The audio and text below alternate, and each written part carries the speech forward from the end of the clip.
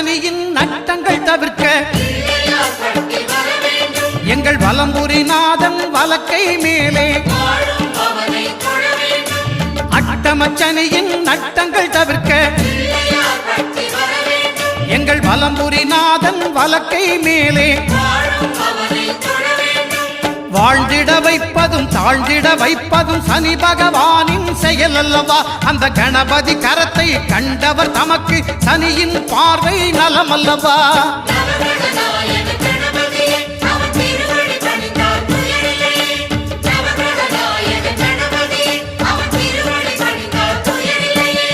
ஒன்பது கோளும் ஒன்றாய் காண